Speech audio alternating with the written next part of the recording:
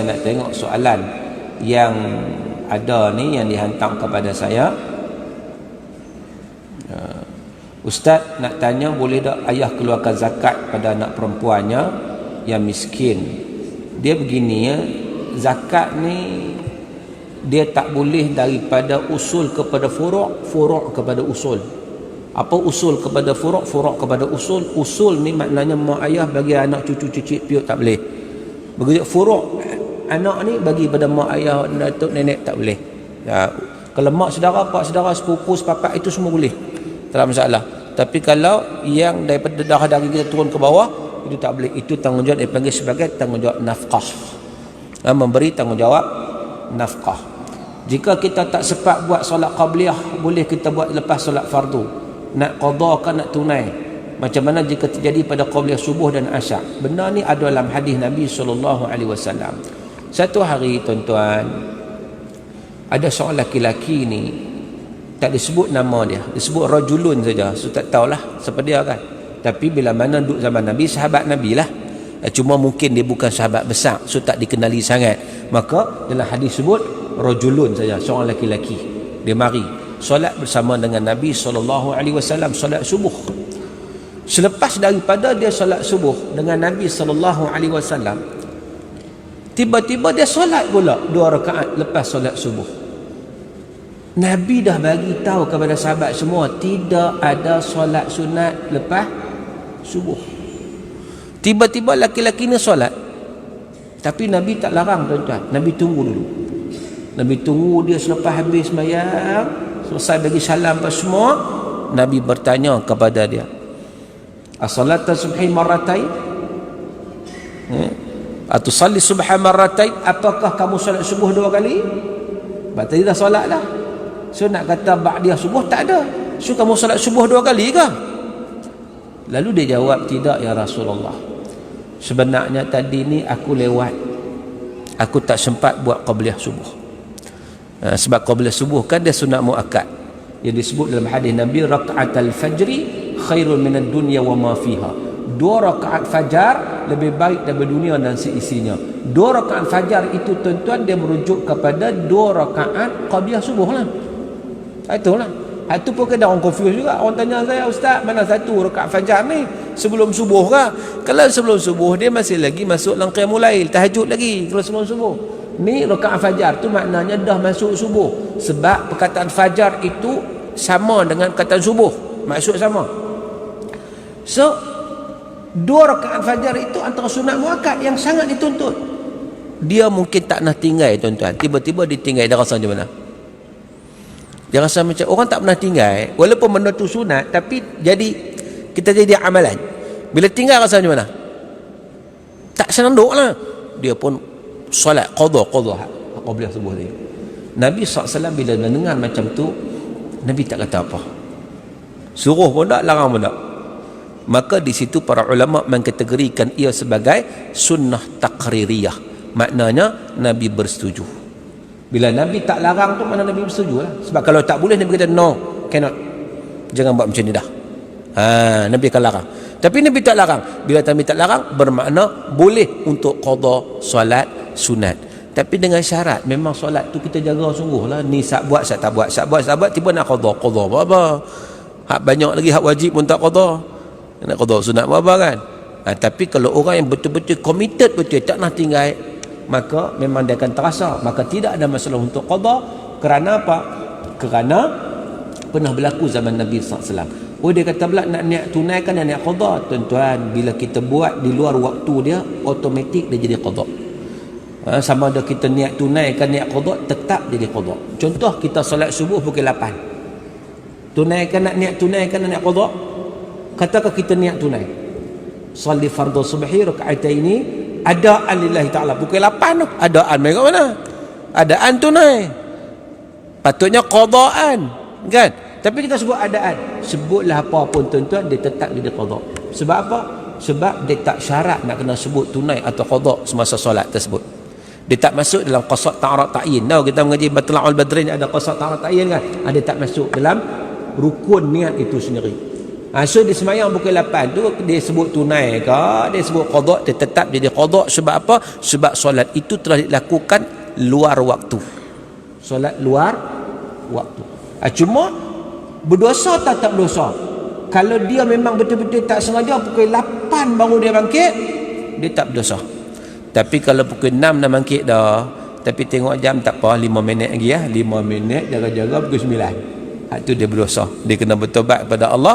Qada pun kena qada, bertobat pun dia kena bertobat. Sebab apa? Sebab dia telah cuai. Baik, tuan-tuan dan rahmati Allah.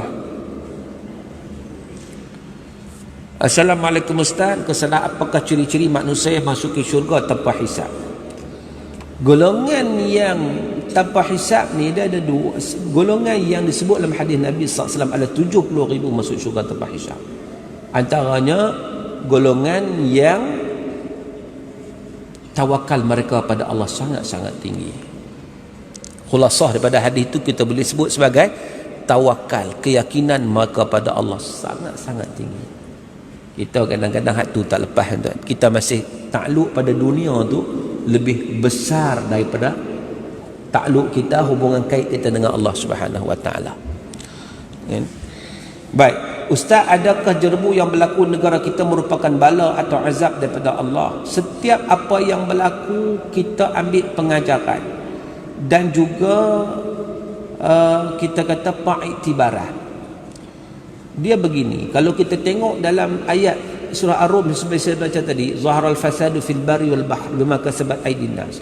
Telah berlaku kerosakan di atas muka bumi ini memang hasil tangan manusia. Memanglah manusia yang buat benda tu. Liyudhiqahum ba'dal ladzi amilu, dan Allah nak bagi rasa, dan benda tu boleh berlaku pun dengan izin Allah lah. Fenomena alam betul, fenomena alam, tetapi dia taklah lari daripada ketentuan Allah juga. Kalau Allah tak izinkan, tak akan berlaku. Maka untuk apa, tuan-tuan? La'allahum yarji'un, untuk manusia itu kembali kepada Allah. Kembali ni ada dua. Yang pertama, kembali untuk kalau kita buat salah dosa, kita bertobat kepada Allah. Yang kedua, kalau kita salah dalam konteks tadi, bakar hutan dengan tak ada peraturan, tarah bukit dengan ikut suka apa semua, makna kita kena kembali balik ke jalan yang sebenarnya. Buat balik, perbetul balik. Itu menjadi kewajipan. Sebab apa? Sebab kesalahan kita pada Allah kita kena minta ampun. Kesalahan kita pada manusia kita juga kena settle kan. Jangan kita kata hilang macam tu aja. Kalau kesalahan dengan manusia tak payah buat apa, no, kena settle kan. Mana kesalahan kita pada manusia dengan kita melakukan kemudaratan dan sebagainya, maka kita betulkan balik supaya tidak kita kata menjadi sesuatu yang tak sepatutnya. Baik, tuan-tuan yang dirahmati Allah. Viral pasal kemarau 3 tahun betul nak main ni, apa komen? Kemarau 3 tahun. Saya duk dengar benda ni lama dah, kemarau 3 tahun. Sejak hari tu lagi 2015, 2016, 2017, 3 tahun. Tak ada apa sampai kelar. Kan? Memang hak tu tanda-tanda sebelum datangnya Dajjal. Itu tanda datang Dajjal. Tapi kita hanya kadang-kadang duk tengok tempat kita je kemarau tu. Sedangkan Dajjal mula-mula keluar kat mana? Mula batas ke? Mula Dajjal keluar kat mana? Disebutlah hadis Sahih Muslim. Di Asbahan. Mula-mula dia keluar. Jadi ada baiknya kalau kita nak bincang, nak tengok bab kemarau tak kemarau ke 3 tahun tu, kita tengok kat sana dulu. Sebelum kita tengok tempat kita ni. Sebab 3 tahun yang dimaksudkan tu sebelum Dajjal muncul. Tahun yang pertama 1/3 daripada hujan tak ada. Patutnya taburan hujan setahun tu, kata berapa saya tak ingat, saya tak tahulah berapa dia punya kiraan dia, 1 tahun. 1/3 tak ada. Banyak tu 1/3 tak ada. Tahun yang kedua 2/3 tak ada. Lagi banyak, kebuluran dah. Tahun yang ketiga 3/3 langsung setitik pun tak ada. Tuan-tuan, kemarau kita sampai tahap setakat ni, ada ni, sampai tahap yang tu tak? Tak ada. Sebab apa?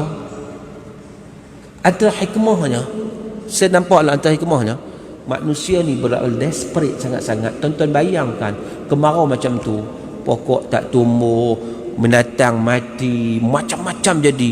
Mana ujian itu berada di kemuncak.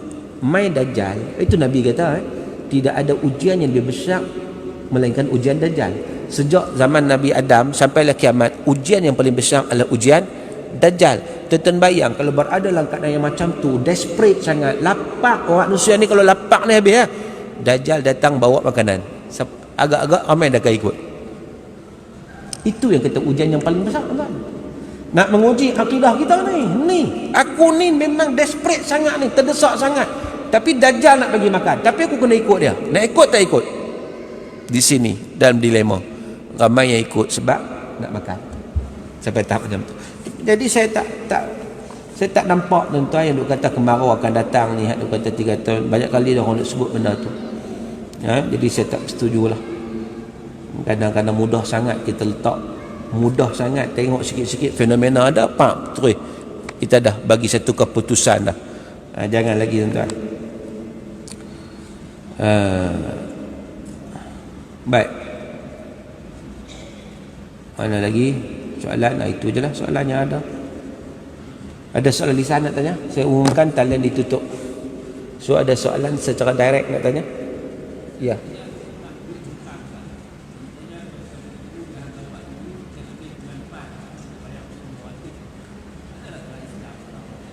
Itu tanda jadilah. Tanda jadi. Tidak ada masalah untuk kita tempah. Untuk kita tempah. Boleh ya, orang pergi deposit. Ya. Tetapi tengoklah deposit itu kalau jadi ke tak jadi, tengok kawan tu menanggung kerugian ataupun tidak kalau kita tak jadi. Kan? Kalau menanggung kerugian maknanya boleh dia ambil deposit itu dengan harga kerugian dia itu. Katakan dia rugi banyak mana kerana kalau kita tak jadi, maka itu tujuannya supaya kita benda tu firm, sebab dia tak jual kat orang lain lah. Maka benda itu tidak ada masalah, yang boleh pun. Amalan yang kita kata deposit tak deposit memang dia benar.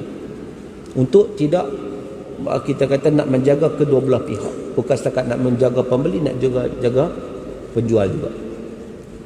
Ya, lain soalan? Ya.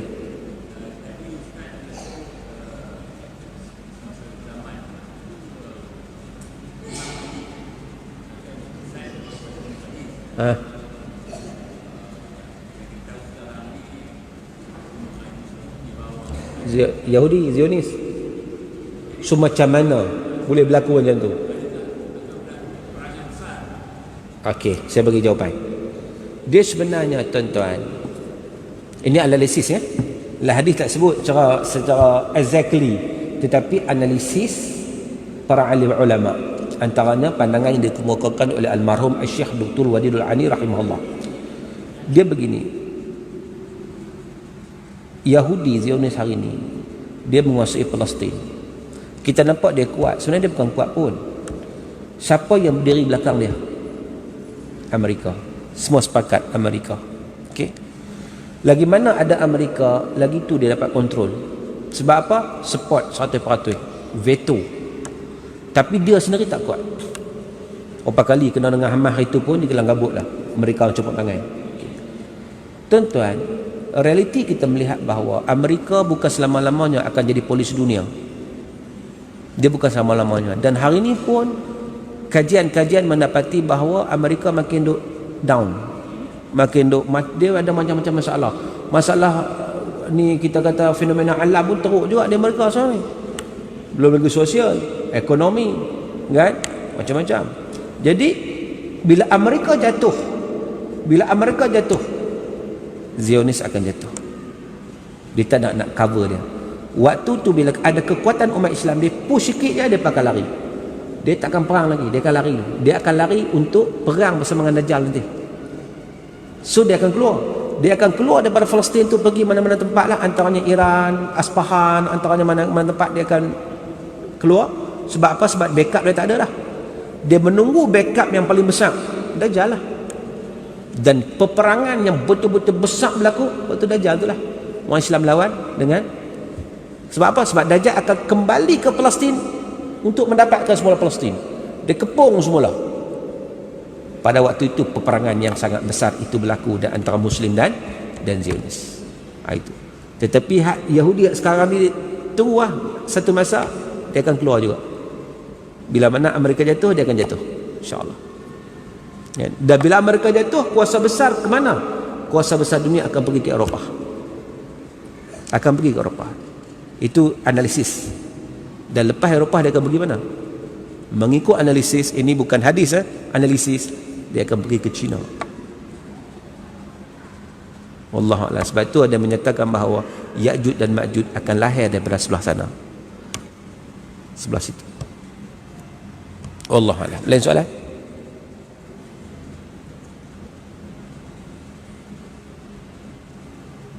Ada lagi? Ya. Ha?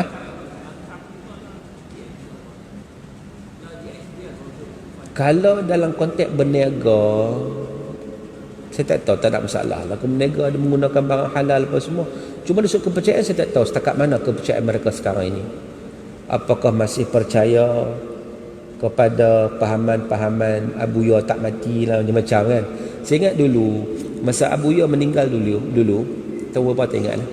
TV3 ada panggil saya buat dalam rancangan Al-Kuliah. Tajuk dia apa? Pergi tak kembali. Pasal apa dia buat tajuk tu? Sebab ada rupanya di kalangan mereka yang percaya Abu Ya tak mati, gaib. Lepas tu main balik. Pening balik. Pening dulu tu.